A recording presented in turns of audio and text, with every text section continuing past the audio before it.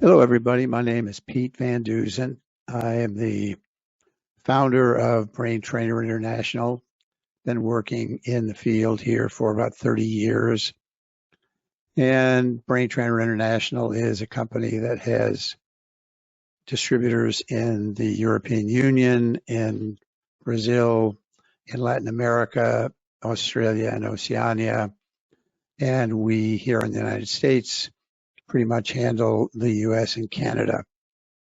We have hundreds and hundreds of trainers, both professionals and home trainers, who have been working with us since 2002 when we began producing and teaching people how to use our packages to allow trainers to train their brains at home, as well as having professionals who use our system as well.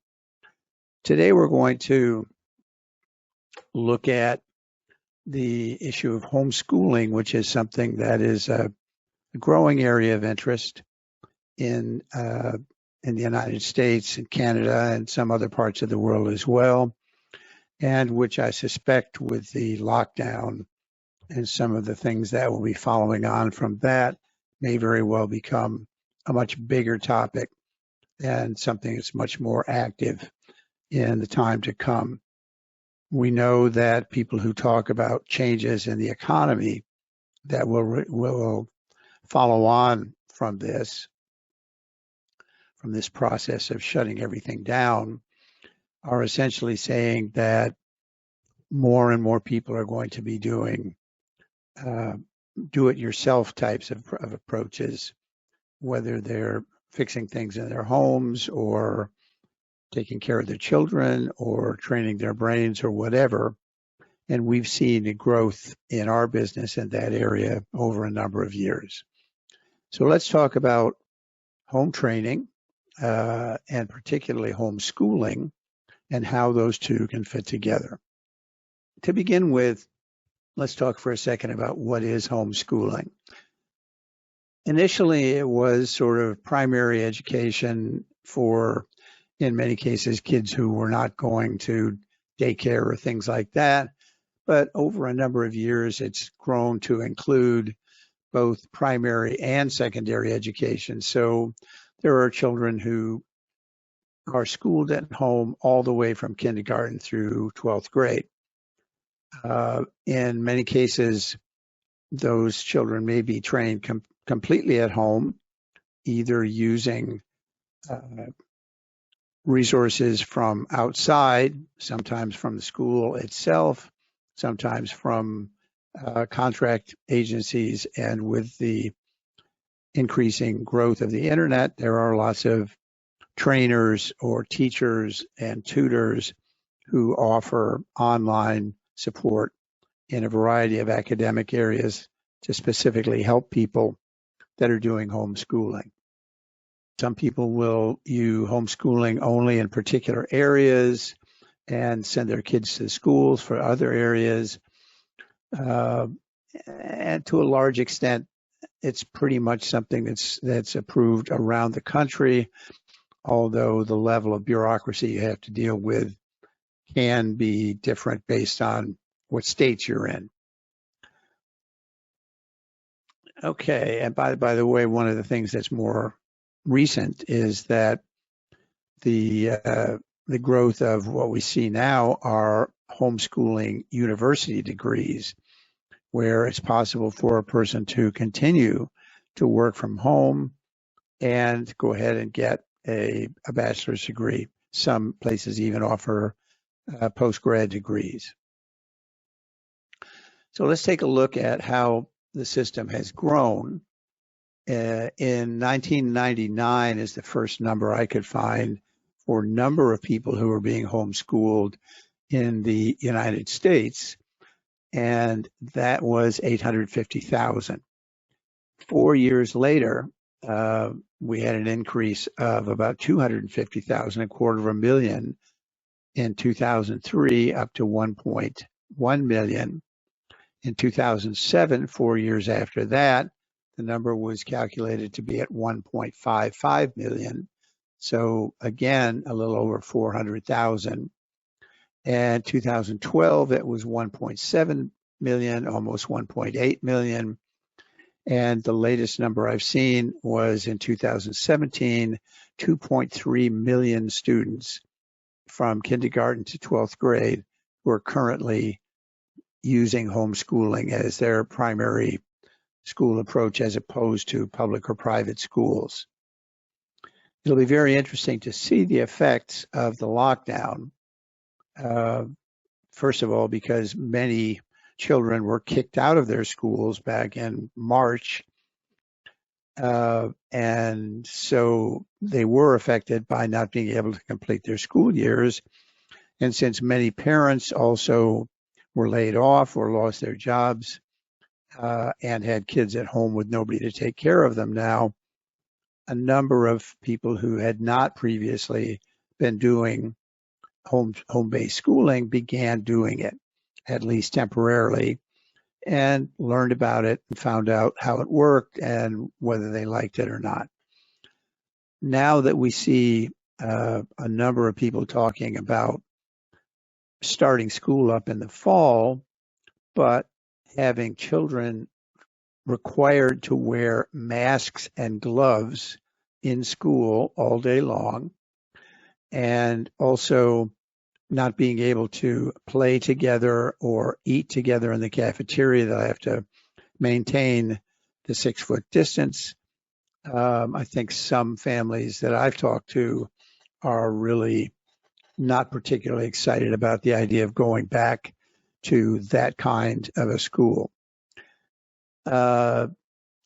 In addition, one of the things that a lot of people talk about as being a positive of this lockdown is that families have been forced to spend more time together, have had the opportunity to spend more time together, and have sort of increased in their connectedness. It's not a bunch of people who are all running off to different places in the morning and then coming back together briefly at night, spending time on their smartphones and their computers and then going to bed. There will also likely to be a change in the number of jobs, the quality of jobs that are available, at least in the near future. And that may very well lead some parents to decide that they're interested in doing the homeschooling as opposed to sitting around the home and having their kids go off to school. One of the other issues, interestingly enough, that's been a major impact on homeschooling is that there are a lot of people in this country, or at least a significant minority, who are not in favor of forced vaccination of their children, especially as the number of things that we're being vaccinated for goes up and up and up. So far, New York and California have very recently removed the ability for parents to choose whether their children would be vaccinated if they were homeschooling or if there was some religious reason for preferring not to do it. So now essentially all children in those states must be vaccinated.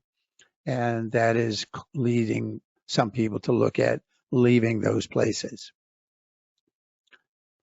The history of homeschooling is an interesting one because from basically the first people who came to North America from Europe up through the 1850s, most people were schooled at home.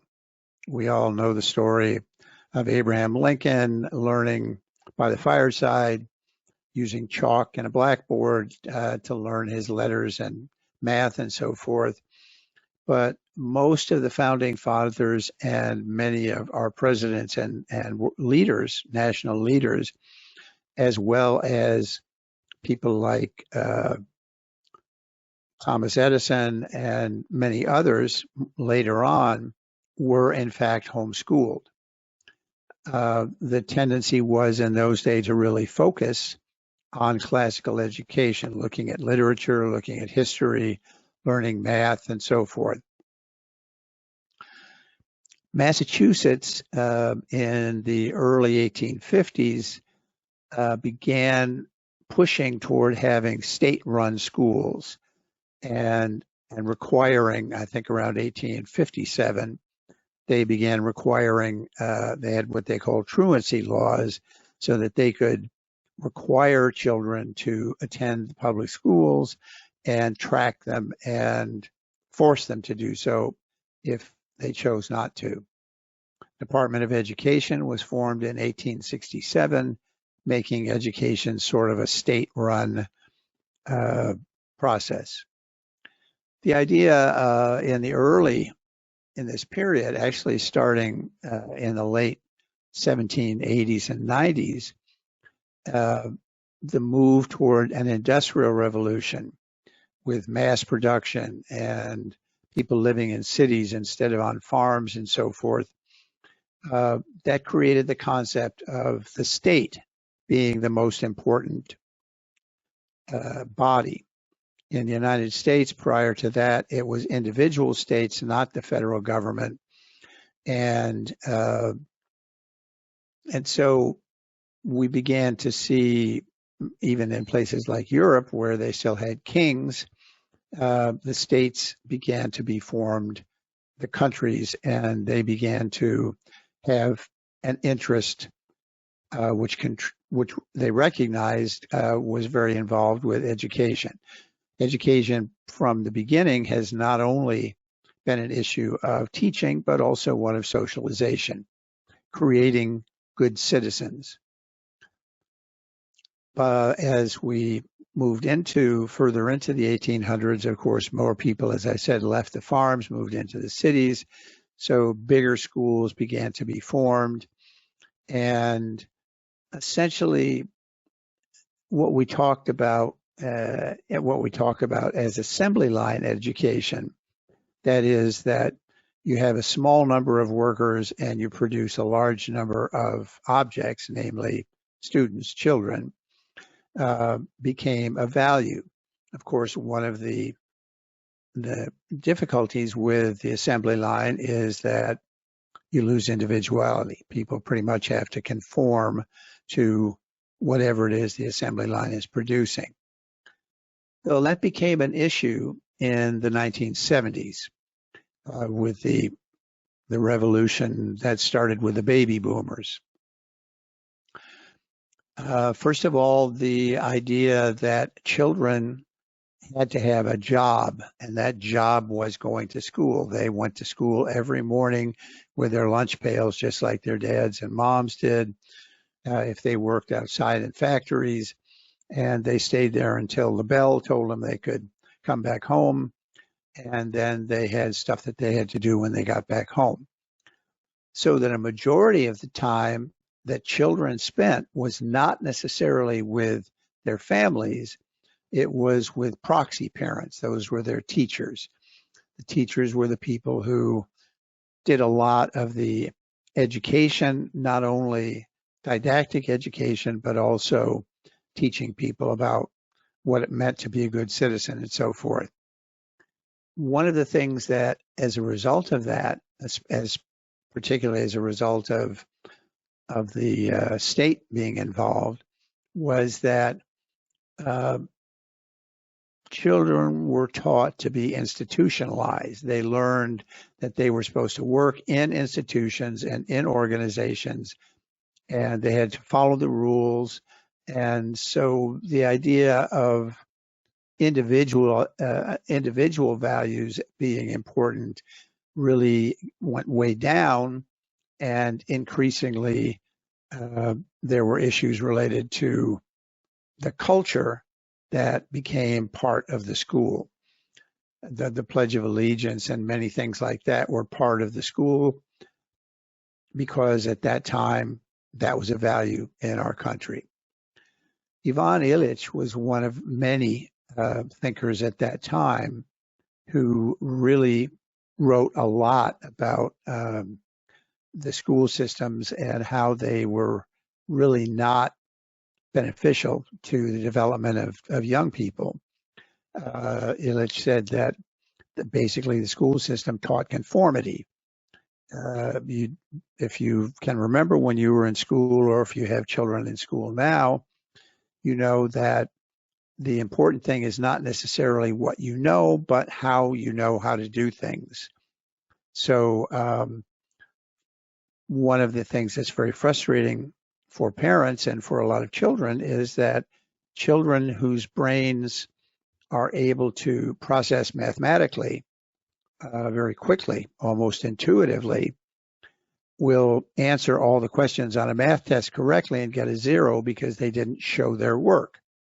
In other words, you have to learn how to do your calculations the way the teacher teaches you, not necessarily what is the most efficient way for you. And certainly creative solutions to problems and creativity in general are not things which the school system reinforces. In fact, in many cases, it sort of blocks it. Also, children are taught very early on that there is this system of grading, that there is a system where you're at the top of the list or you're at the bottom of the list or whatever in various different areas.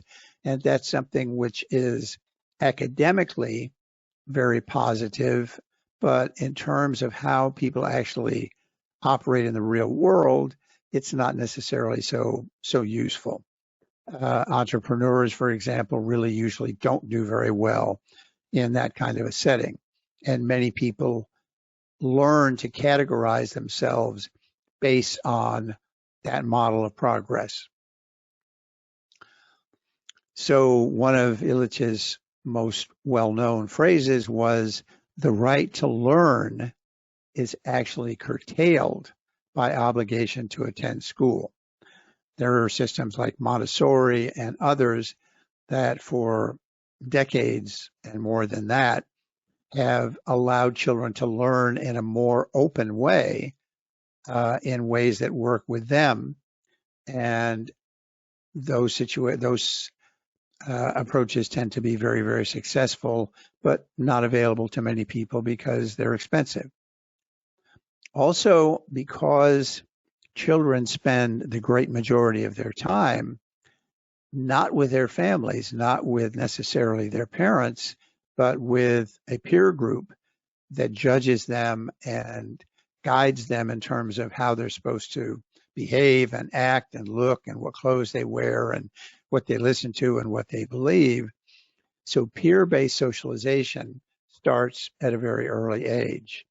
And this is one of the things that was a major issue in the 70s and early 80s.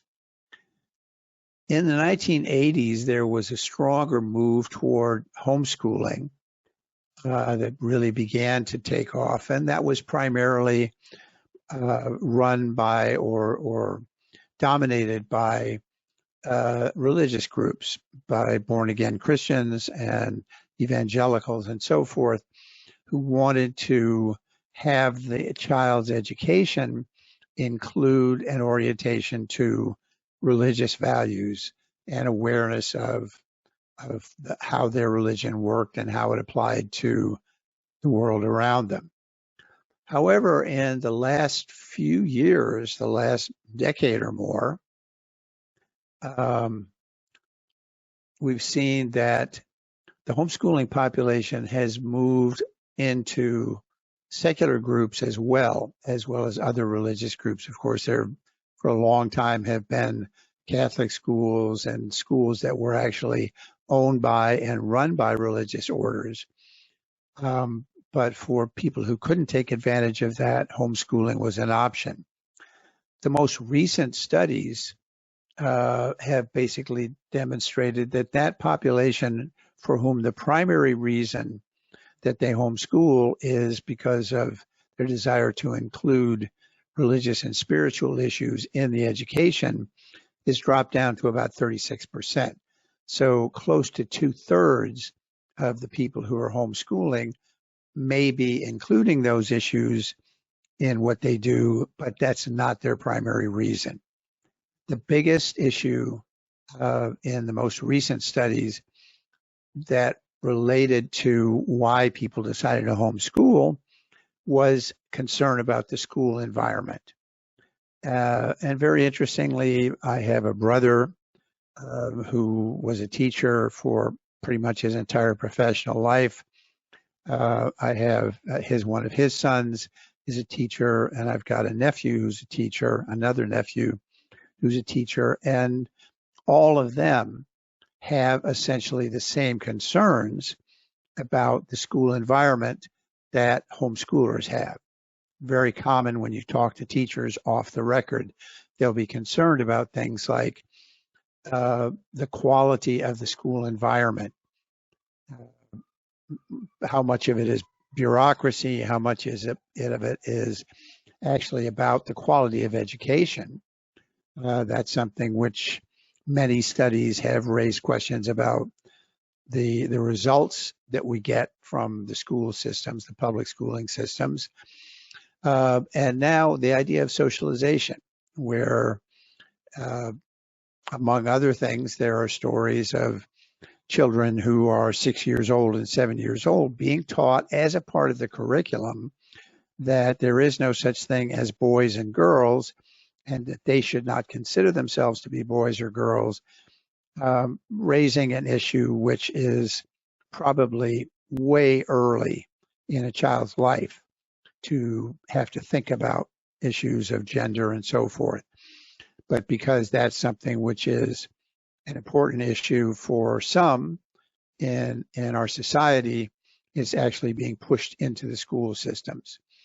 And so, but also issues of discipline, issues of violence, and many other things are concerns that lead parents to decide that they want to move into a place where they have a greater control of the education of their children and the development of their children.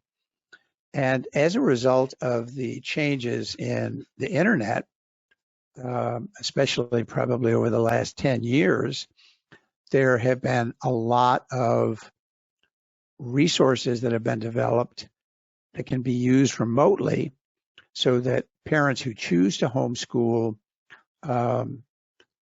are able to access very, very good teachers online and courses, especially in specialty areas like mathematics, some in history, so that the parent doesn't have to create an entire lesson plan and learn everything or relearn everything about some of the best ways to teach some of these subjects.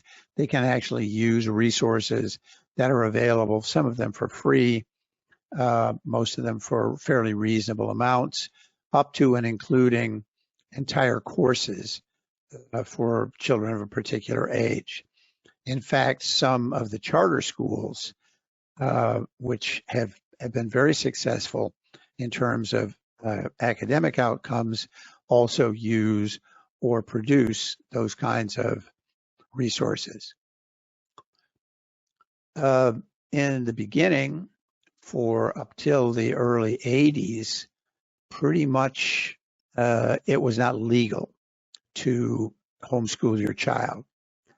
Between 82 and 93, Nevada and Utah, which were the only states which did fully allow homeschooling, 34 more states changed their laws in order to make it available to those people.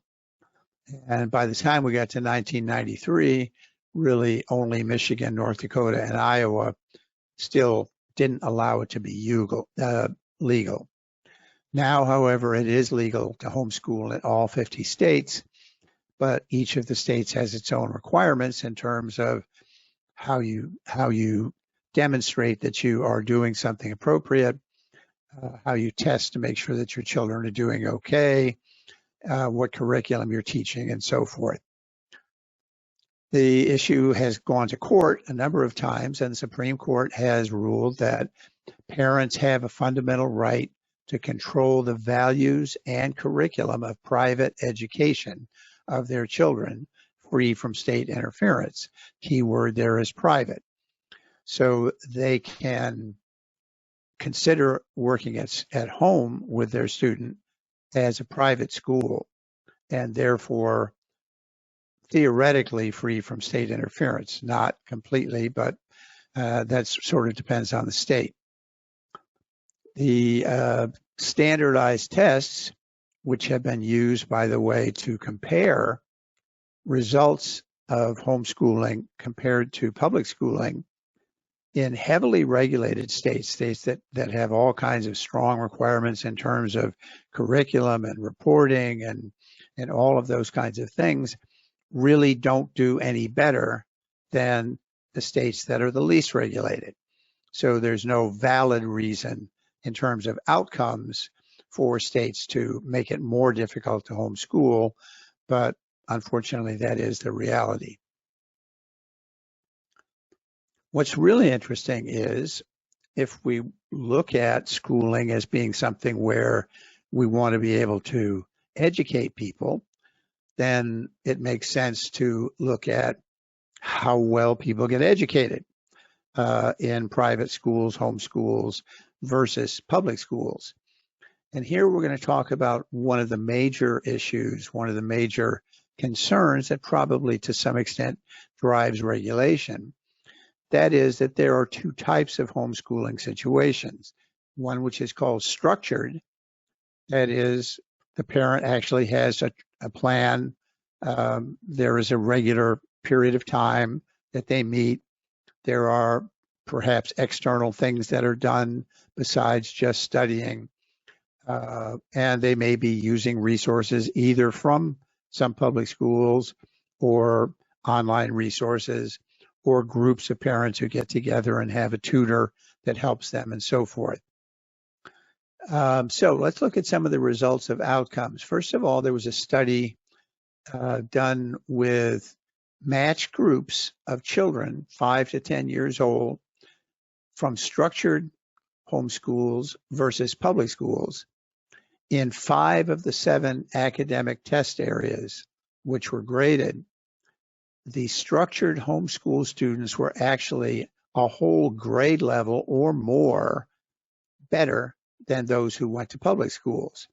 These were matched in terms of parents' education, in terms of income level of the parents, in terms of race, in terms of whatever issues might have been considered to be confounding variables. The structured homeschool students were a half year ahead in math and slightly better in reading comprehension. The unstructured homeschools came in last. They did worse than the public schools in all of the academic measures. So if someone's considering homeschooling, it's very clear that you need to be willing to make the commitment to following a structured system.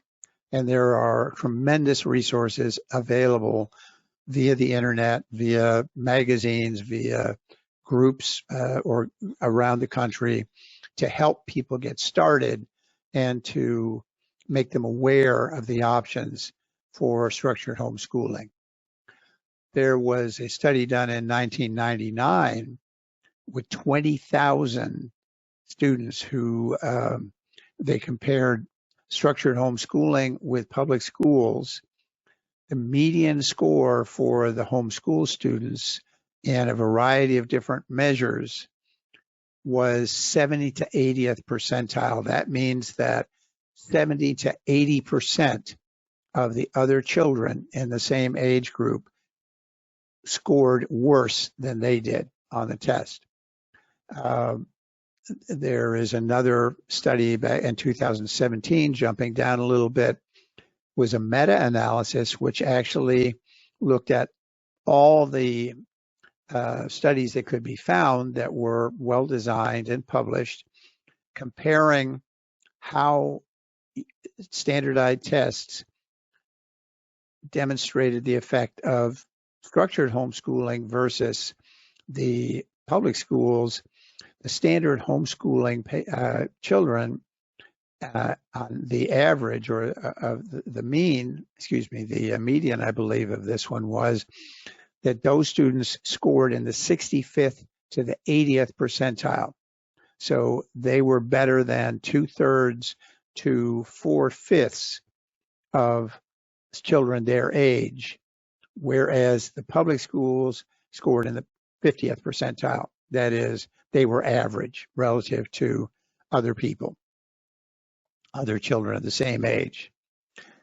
In 2010, there was a comparison made of structured homeschooling versus public schooling, which showed that comparing college-bound students who came out of homeschooling, and by the way, people who have gone through structured homeschooling have been admitted to Harvard, to Princeton, to the service academies, to some of the highest and most demanding schools in the country.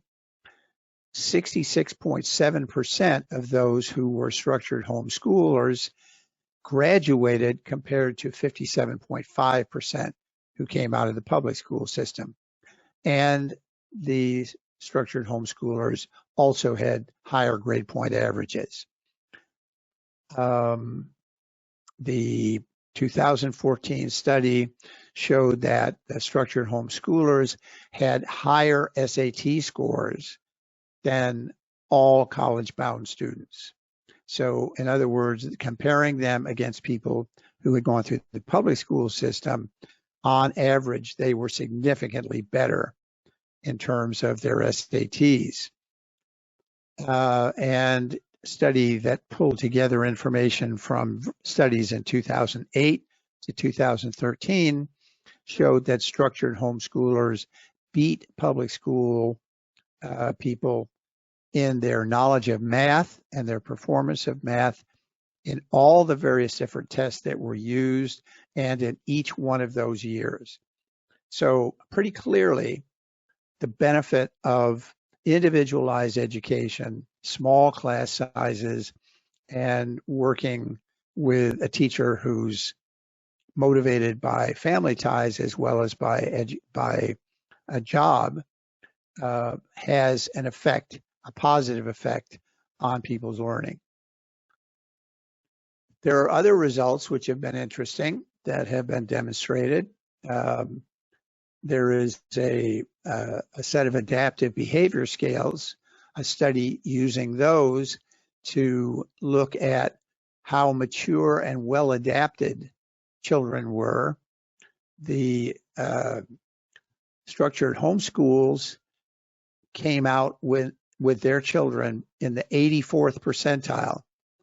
84% of the population, or 83% of the population of children, were not as mature or well adapted as the people who were homeschooled. 23% of the 23rd percentile was the result from the public schools. So there's a huge difference in the development of the child in a situation where he or she is really sort of central to the process as opposed to a piece of the product that's being produced by the assembly line. In a 2012 study, people who were doing structured homeschooling were found to be much better able to converse with adults than those who went to public schools. When you go to public school, you rarely actually talk much to an adult. The adult talks to you and you listen. Whereas at home, you're basically conversing with your teacher, who is also your parent or your tutor. And you also are more likely to be able to connect with adults outside the home in your schooling experience.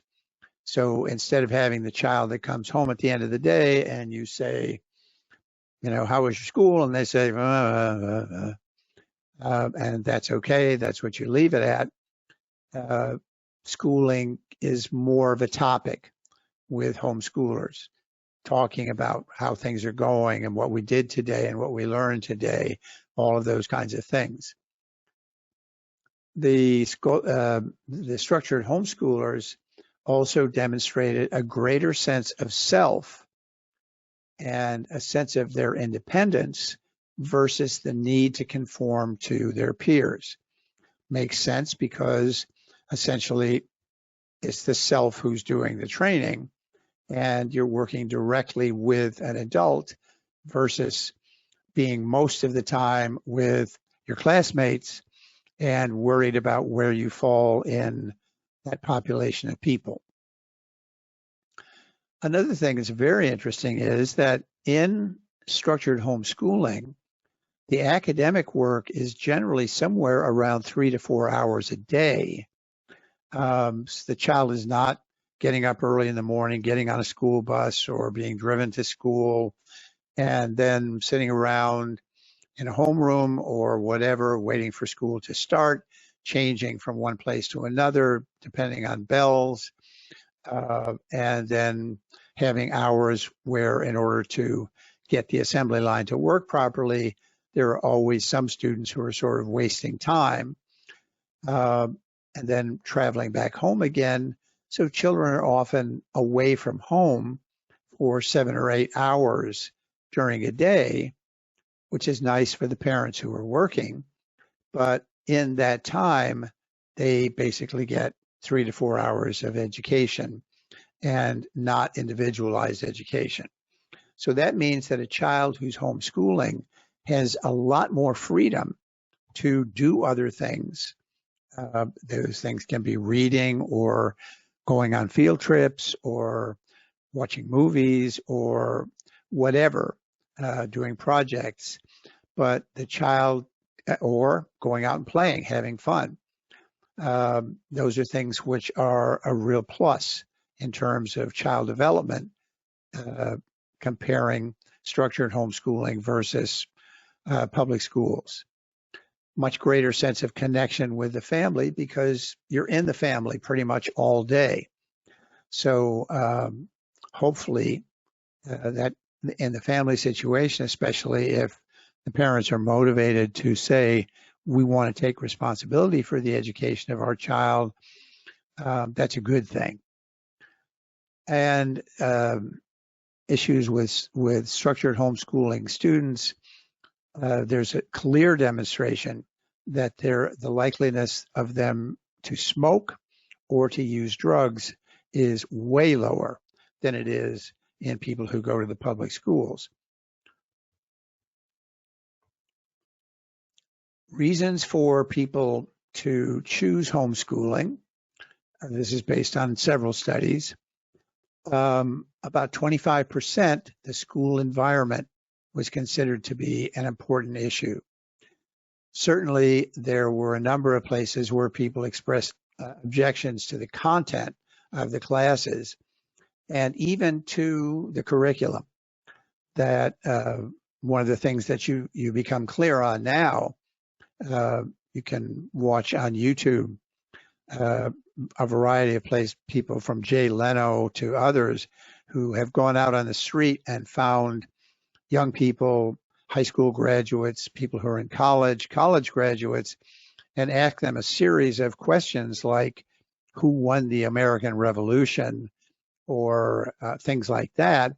And it's just astonishing to see these people who have been educated by the public system who have no idea what the answer to that is.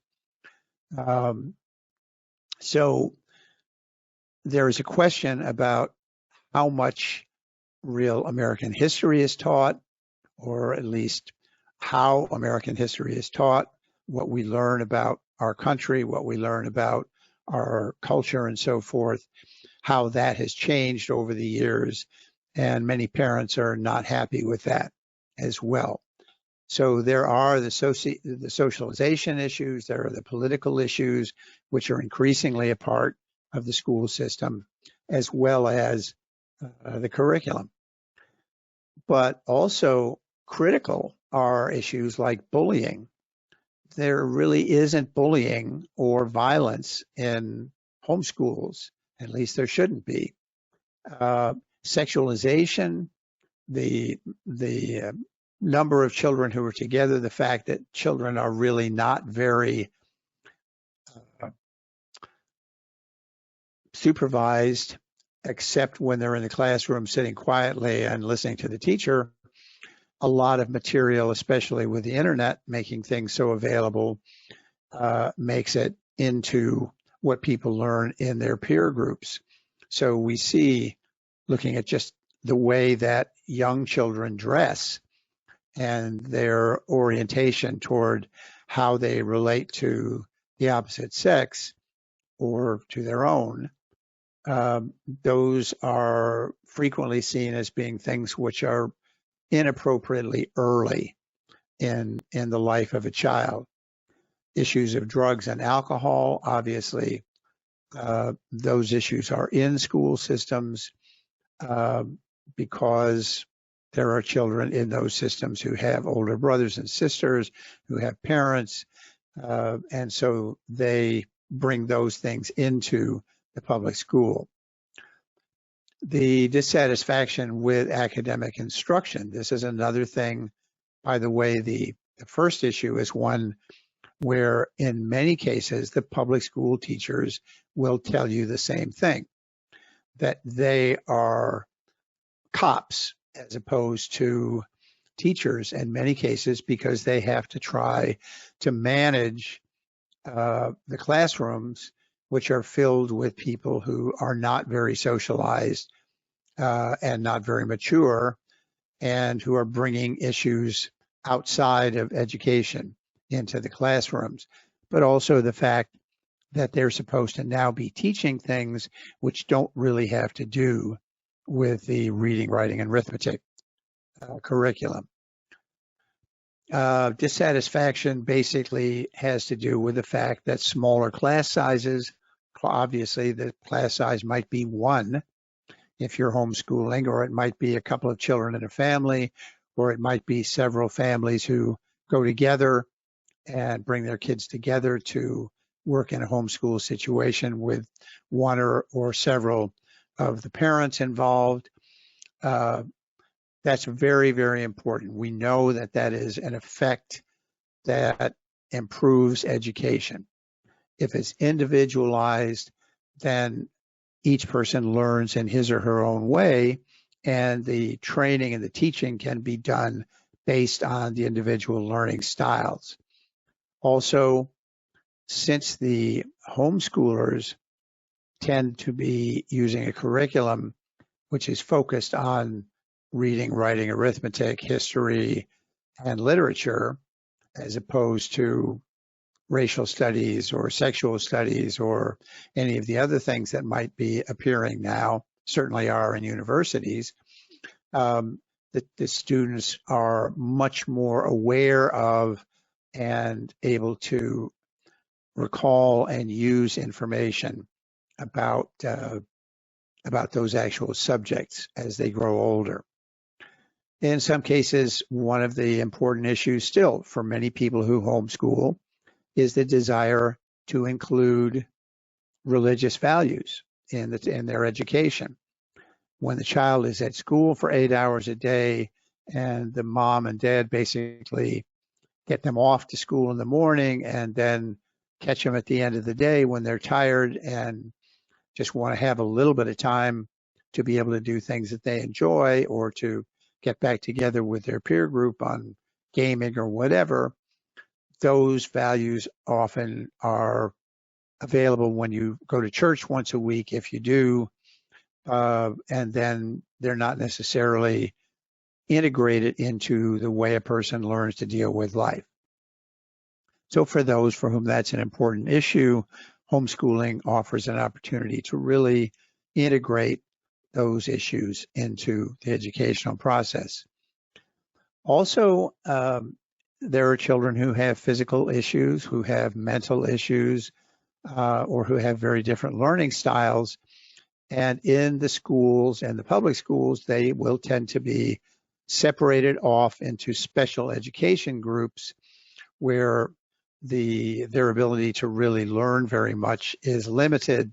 Primarily, the teachers in those situations are responsible for trying to keep order in the classroom and get through as much as they can, but still with more students than they can actually do that with.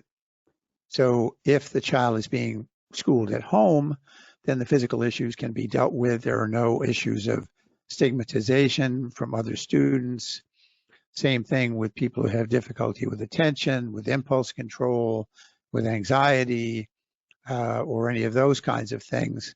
And we'll talk more about how brain training can be integrated into the school system when you're training at home, whereas trying to get it into most public schools is a massive bureaucratic undertaking and rarely is successful. And the ability to focus on how a child learns so that they learn more effectively is something that can be focused on at home.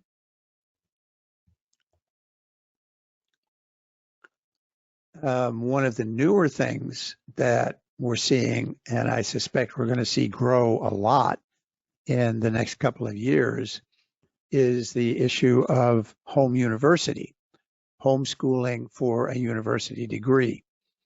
The issues in the public universities and the private universities related to how people are treated and what the values are in the university has become an issue that a lot of people are aware of, especially when their kids go off to school. The fact that the universities, which used to be bastions of free speech, are now heavily censored so that people who don't toe whatever the line is that the university believes is what everyone should believe literally are not allowed to speak.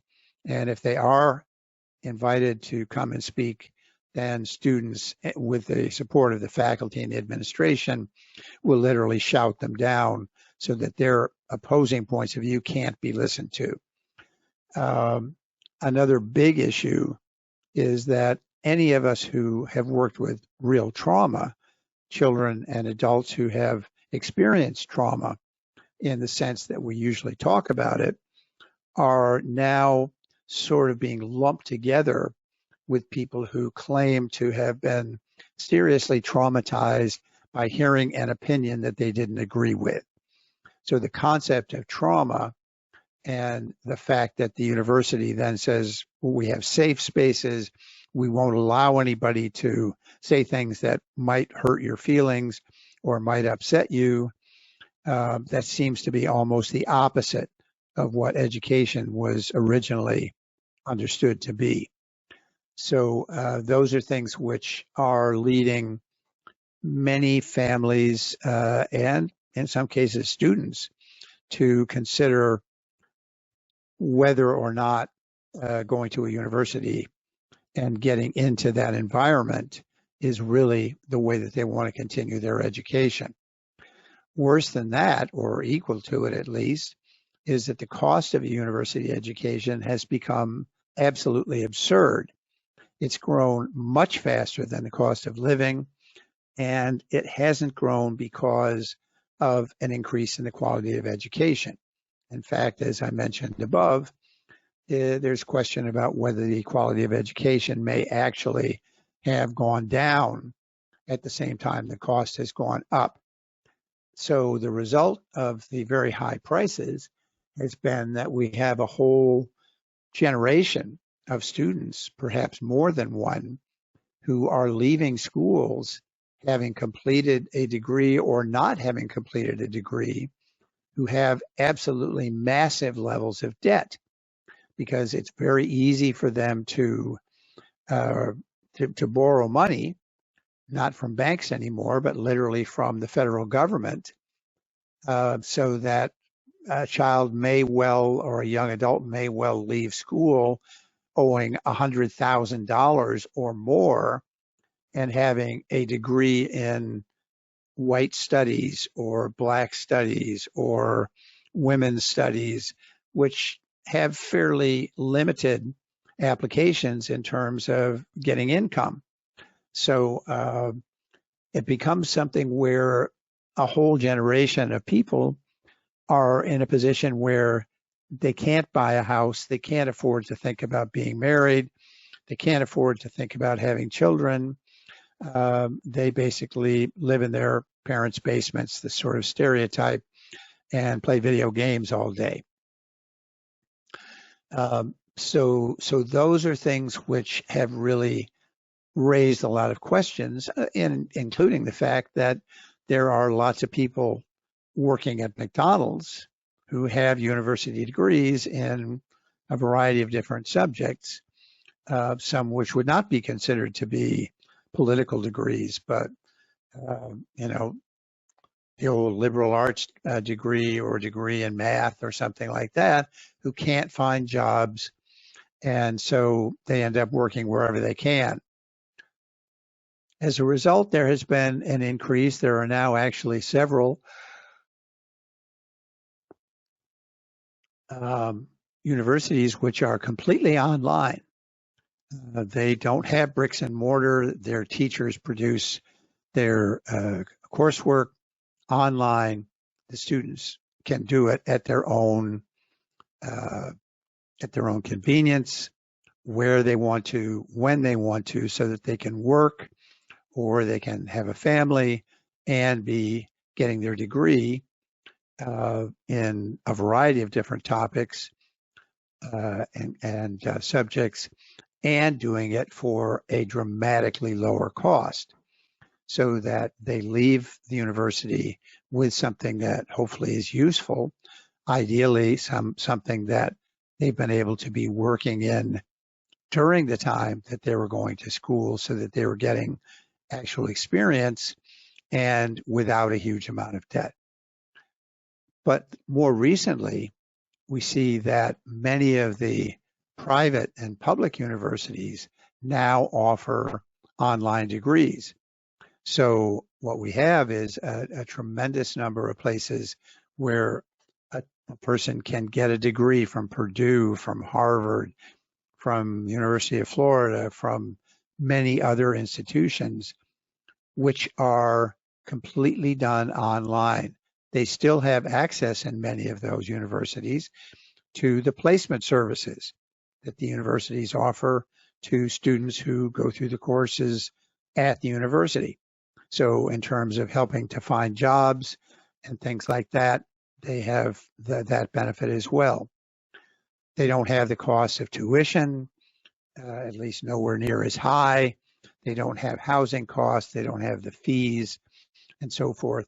So even the cost of tuition and getting back and forth to school and so forth is usually significantly less. And they're able to focus on their education as it relates to the things they need to learn, their coursework, as opposed to having to deal with all of the social and political issues that seem to be dominant in many universities today. There certainly are sources that produce resistance to homeschooling. One of the strongest of those is the teachers' unions. Teachers' unions essentially continue, even in the face of the facts and the studies that I spoke of earlier, continue to argue that homeschool children don't get as good an education as they would if they went to the schools. And so they form a very strong lobby, which results in a political resistance, at least among some groups, to the opportunities for parents to do what the Supreme Court says they can do, which is to make choices as to the values and education systems that their children are afforded. Voucher systems have been suggested for a long time, and they are consistently voted down when they come up, because that would allow students, and particularly their parents, to choose the school that their children would go to and apply what they spend in taxes for the public school system to choose for the school system that they wanted to use. Lots of stories on how charter schools are becoming extremely powerful and popular, because they get so much better results than the public schools, and often for much less money per student. But unfortunately, especially families that are lower income families that really have a commitment to trying to get their children out of the cycle and get them a good education, allow them to move ahead, they have to get into the lottery systems for the charter schools that are available. And if they are lucky, the child gets in. And if not, the child is stuck pretty much with what are often even subpar public schools in their own areas. The public school bureaucracies obviously are not in favor of homeschooling. They are required to provide some support to parents who homeschool, but it's sort of done grudgingly in many cases. And many of the experts who are involved in the field of education continue again to say that there's no way that schooling done by a parent at home who doesn't have a master's in education and so forth can possibly compete with the results that a public school can get. Again, despite the fact that that is contradicted by the actual facts that have been discovered in studies. So there are some important things that a person considering homeschooling needs to take into account. And so people who are either just starting off with their children in school or people who are looking at how the lockdown is going to change what their options are and what decisions they might want to make in 2020. Here are some of the things that are considered to be very important to consider.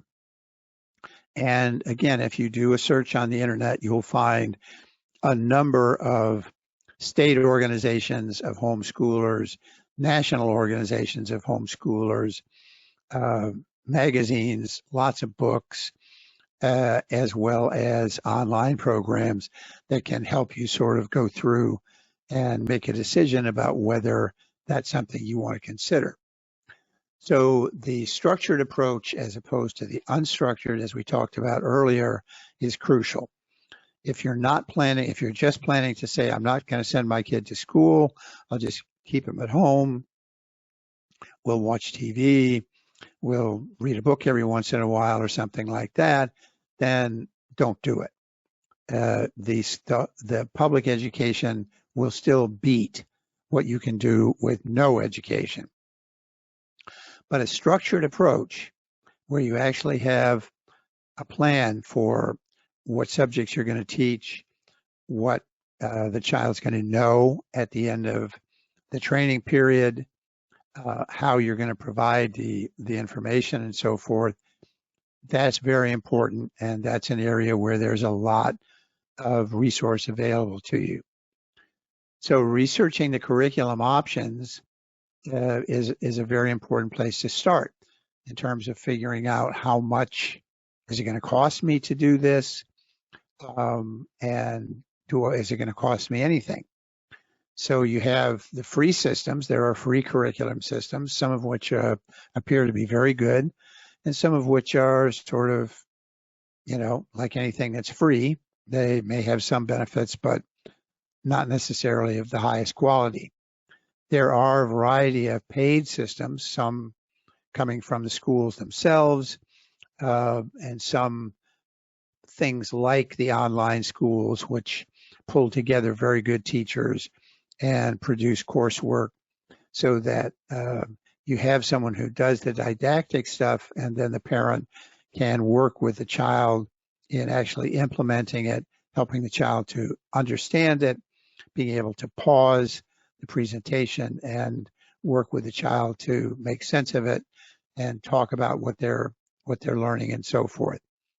Those are continuing to grow, and some of them, in doing the research for this, I found several really amazing systems for subjects like math, where there are excellent teachers who provide really incredible education and teaching that really orient toward bringing children along and teaching them math, as opposed to what often happens is that you sit in a classroom and a teacher starts going through algebra or geometry or whatever, and if the child doesn't get it, or if they're going in and out of contact because of attention problems, it simply flies over their head.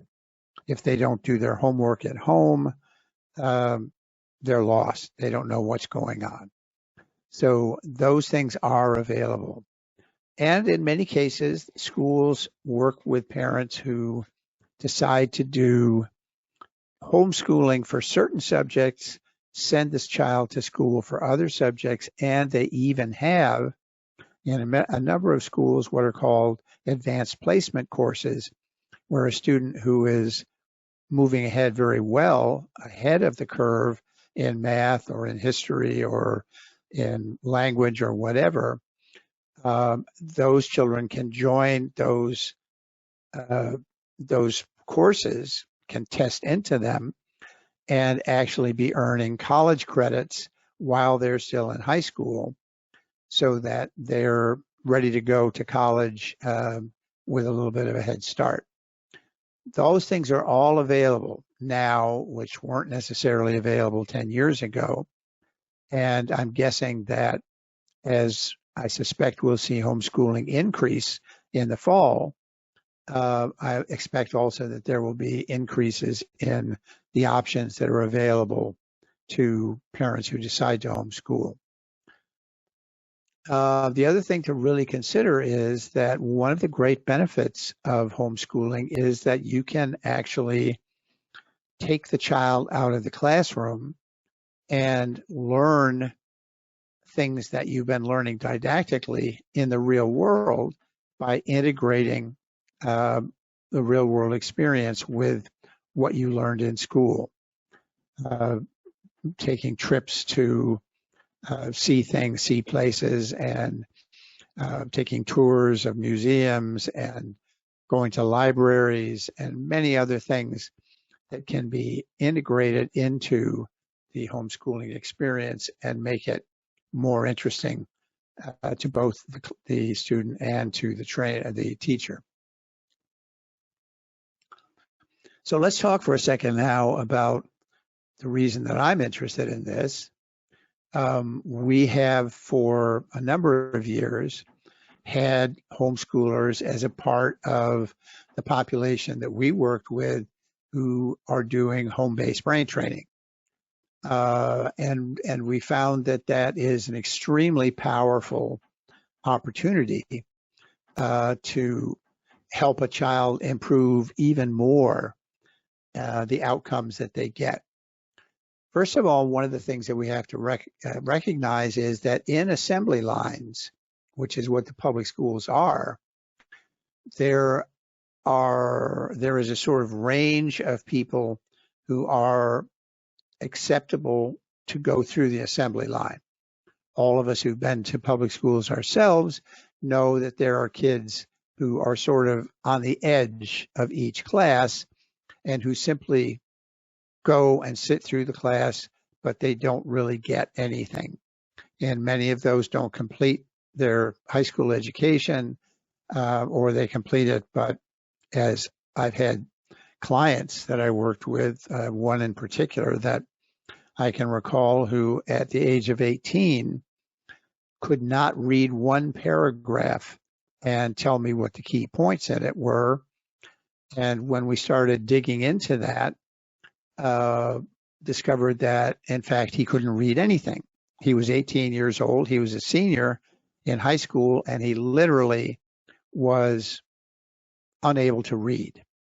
I talked to him about taking notes, but he couldn't write. As a matter of fact, he couldn't really write his own name. This was someone who had passed through year after year after year and gotten all the way through to his senior year in high school and was going to graduate, who was functionally illiterate.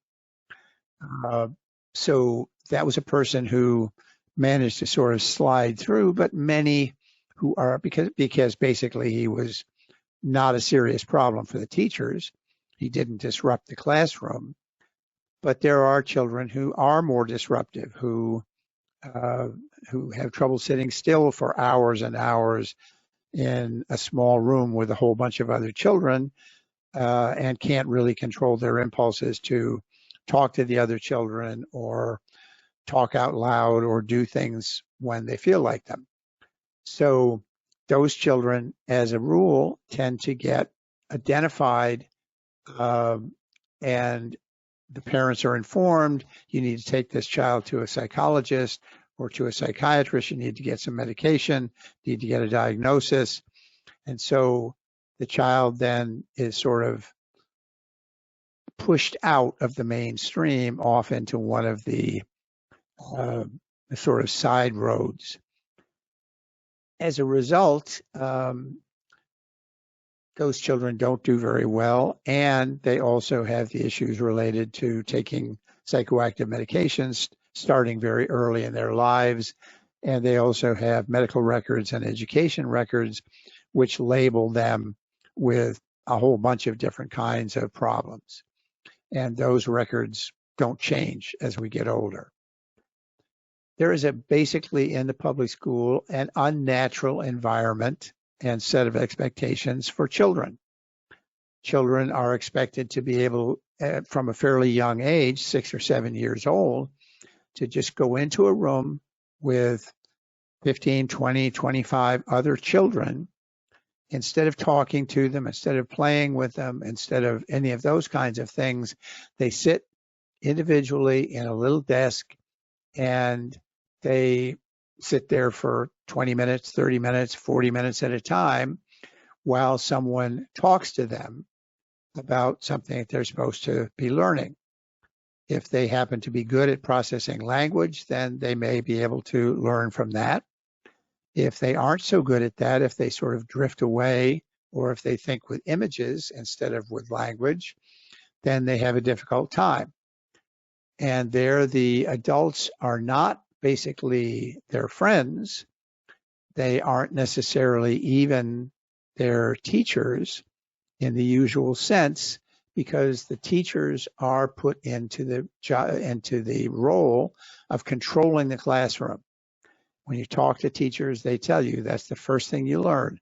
Get control of the classroom, maintain control of the classroom, and then do as much teaching as you can while you're handling that. Depending on the social group and the population that you happen to have in your school, that can be a full-time job, and a full-time job which is even perhaps dangerous.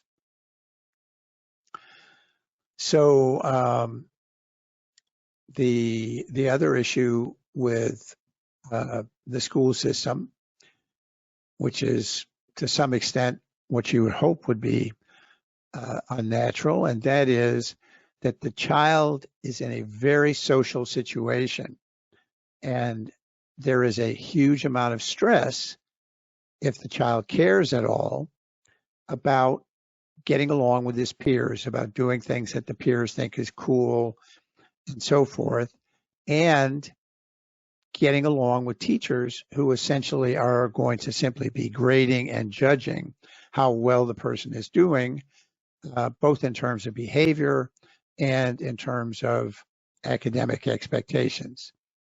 So the styles, the processing and learning styles that relate to a specific individual essentially are not accepted. You learn the way we teach, and if you can't do that, you're going to go off onto a side road. Whole brain training, when it's used in a homeschooling environment, is amazing because the two are an ideal fit for one another.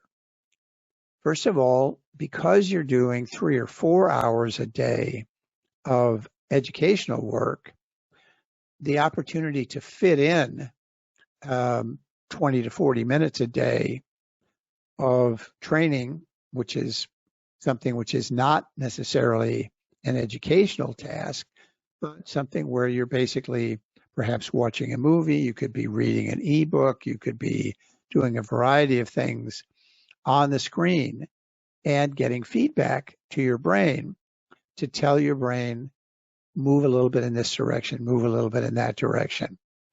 The ability to do that and integrate that into what you're doing with your teaching is very, very easy. And you can do all of that and still come up with extra hours available to the kid and to the parent to be able to do other things. The other thing that's amazing about doing homeschooling and doing it with brain training integrated is that when you train your child at home, for example, and then send them off to a public school, perhaps a teacher will notice that there's been a change. Perhaps the teacher will notice that the child is responding differently, is able to do better in school and so forth. But again, because teachers are essentially in charge of crowd control, they often have to classify and categorize students early in the school year. And when I taught a lot of students back in Atlanta in the early 90s, one of the biggest issues that we ran into was that a student would begin to change so that the parents could see the change happening and the client was aware of it. The trainer could see it happening, but the teacher simply couldn't see it because the teacher automatically knew this kid is a screw up. This kid is not really going to be able to stay settled down. And so there was actually a negative reinforcement on the part of the teacher. Whereas if you are working with your child every day and you're talking to your child about school and about education, you can have the experience. One of the people who I did an interview with for this webinar, we're not going to have enough time, I think, to be able to do the interview stuff here, had her son, who was 15 and was struggling academically, forced to be doing homeschooling as a result of the shutdown. And she was doing brain training, so she started doing brain training with her son, and her son essentially said, no, this is making no difference. No, this is not. This is not. Even though the mom was seeing some improvements in the child, and then because of a course that she had to take out of the home, the homeschooling stopped for 2 weeks. And after 4 or 5 days, her son came to her when she was at home and said, I'm noticing that I'm not doing as well now without the brain training as I was with it. And it was not something he wanted to admit, but he had to admit that it was harder for him than it had been. And even that his friends, who he was only seeing online, were commenting on the fact that he was starting to get crazy again, where he had been sort of moving in a different direction. So that he actually was able to say to his mom, I really think I need to be doing brain training. Let's get back to that. So that's very important. And the mom was seeing things in areas like her son being able to actually converse with her, showing affection to her, which 15-year-olds, young boys don't necessarily do very often. There were clear changes that showed up because they were in contact with each other to a greater degree. So that's very, very helpful. One of our key phrases, one of the things that we say at Brain Trainer, because we don't believe that there's such a thing as a normal brain, and we don't believe in the pathology model that you have this disorder or this disease or whatever. You don't have to be sick to want to get better. And so the idea, one of the great ideas of the in-home system, is that you don't have to say, okay, you're going to have to do brain training because you're a mess. You can't do things very well. Instead, you can say, you know what, this is like going to the gym and exercising, except we're exercising our brains. And it'll make our brains work better in a lot of different ways. And I want to do it too. So there's no reason why the parents can't be doing training. And if there is more than one child in the family, that the children can't all be doing the brain training. It's an exercise program that improves your brain's maturity, improves your flexibility, improves its ability to do things which require greater levels of energy. So it's something which is very valuable in terms of changing the whole dynamic of the family. And because of our payment plans, it's possible to buy these systems for $380 to $450 a month over a period of 4 to 6 months. And at the end of that time, you own it. You have all the hardware, you have all the software, you have the ability to keep working with it, to go back and work with it again later, work with younger children as they're coming up with it. So it's something which you have that is beneficial over a long period of time. So in the homeschooling environment, basically we're saying, as I mentioned, for an individual, somewhere between 20 and 40 minutes per day, 4 or 5 days a week, something that you can usually fit into the schedule, and something which is simple enough that literally older children or adolescents can actually handle the training of their younger brothers and sisters or other children who are participating in the homeschooling.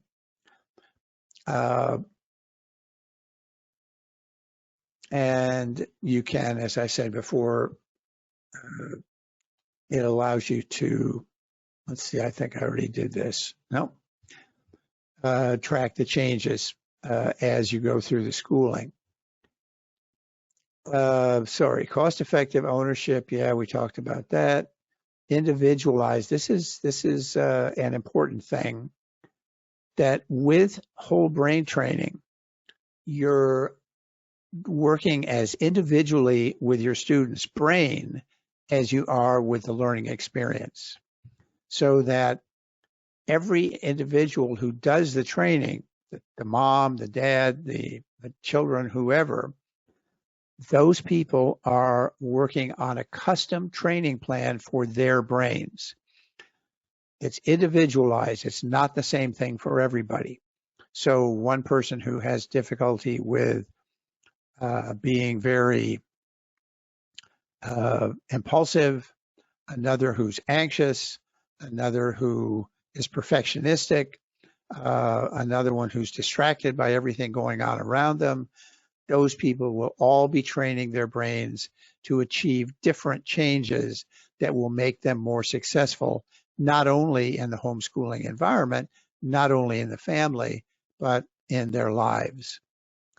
So you basically are working to change cognitive capacity, your ability to deal with emotions, your ability to deal with social situations, to track what's going on, to understand the signals that people are giving, to know what's an effective way to interact with other people and so forth, and even spiritual health. Because part of training is always to move you toward a peak state, move you toward the best possible brain you can have. And that involves the ability to be in touch with yourself in every possible way. So last slide, then we'll do some questions.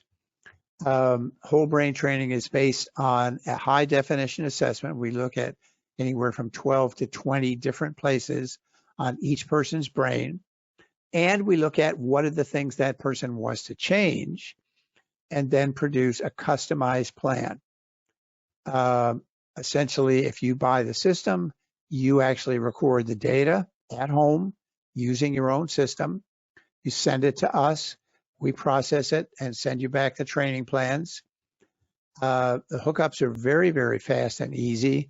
If any of you have ever done brain training and had people putting electrodes on your head or putting caps on and squirting gel into them so you had to take a shampoo every time you finished, that's not the way our system works. The hookup is very fast and easy to do. Children can do it as well as adults. You can do it on yourself. And there's no cleanup because we use salt water. So you have a little bit of salt water on your head. You put the electrodes back in the salt water at the end of a session and you're done. The training sessions are very easy to perform because you can literally open the software, choose which client you want, choose which session you're doing, and then select the protocol, and it will automatically open exactly the training protocol that you want to use. You have the option of changing the feedback that you're going to use, including the ability to get feedback watching Netflix video or watching home videos that you have online or doing work on the internet, any of those kinds of things, as well as some games. And in general, if you do 30 to 40 sessions, so that's going to usually be somewhere between 10 and 15 weeks, or say 3 or 4 months of doing this process, you're going to have produced changes in performance, in mood, in ability to learn, in just your knowledge of yourself that are lasting. They're not going to go away. You're not going to have to keep doing the training over and over. Okay, so let me see from Rob whether we have any questions so far, and I'll try to answer those. Not yet. Does anyone have any questions for Pete? You can enter them in the questions section.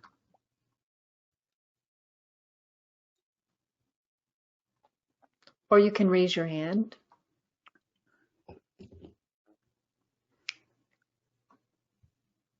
In the attendees section where the attendees are listed, you can click the hand icon. There's also a chat, I think, that you can. Yes. You can go into that and enter a question there if you want to. Just type it in.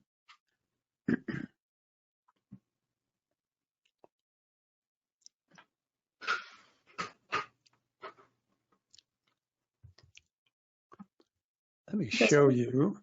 Go ahead. No, go ahead, Pete. Do you have nothing there yet? Okay. No.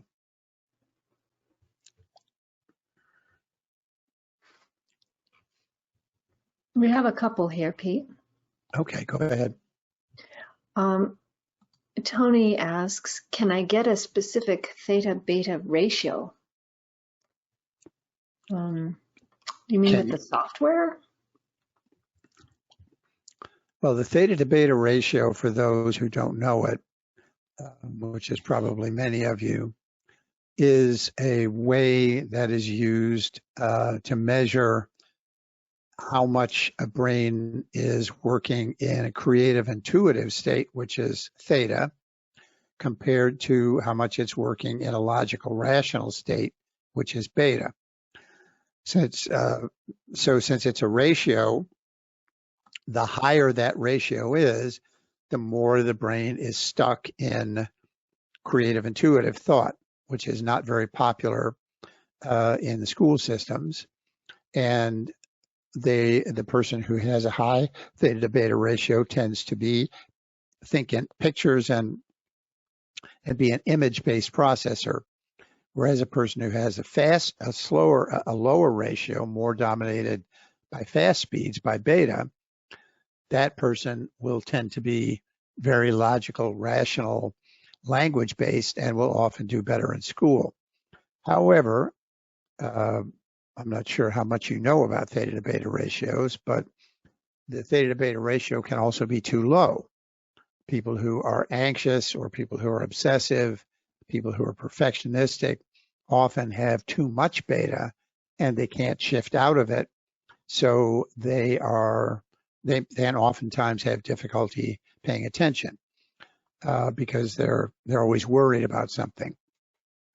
So the theta to beta ratio is one of probably a dozen different things that we look at in the assessment. And if your theta to beta ratio is very high and you have difficulty staying focused on language tasks, or you tend to be very distracted by things, then that would be one of the elements that you would train, would be to change that ratio. But there are many other things that we look at in the brain that are likely to be important as well. He's asking if he says, I need to train specific frequencies and see the ratio for training. Well, if you choose not to do whole brain training, if you choose to say, oh, there's just this one thing will fix everything for me, then yes, you could certainly do that. You could say, define what you think theta is, define what you think beta is, or whoever has told you about this and said that that's what you need to do.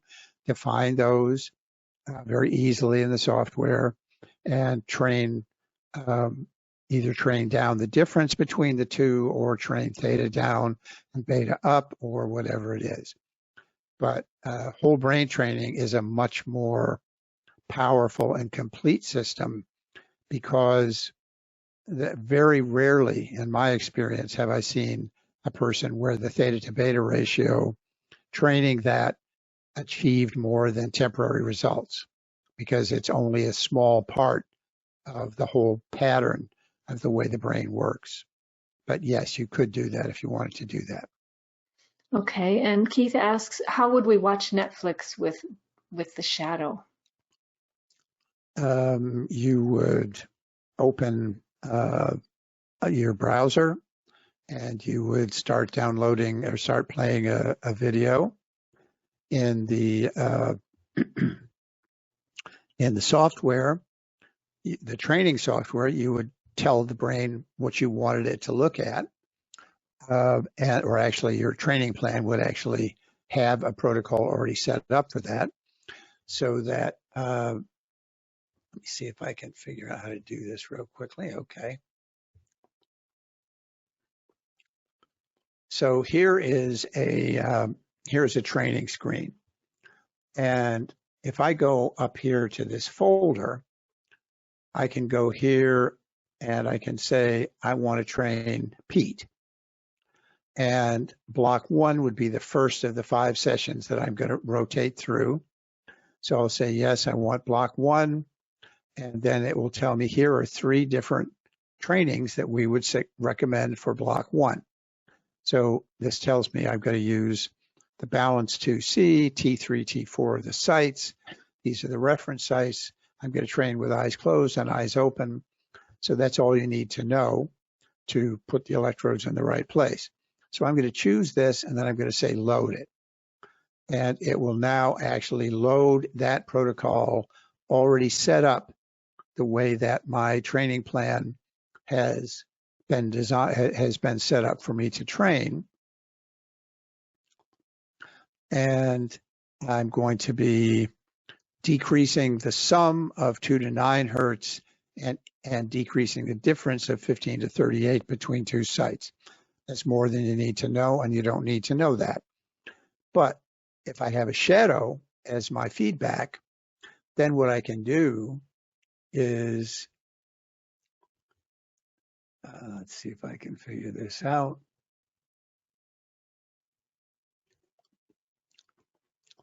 So let's pretend that the webinar here was the video that I wanted to watch instead of being a webinar.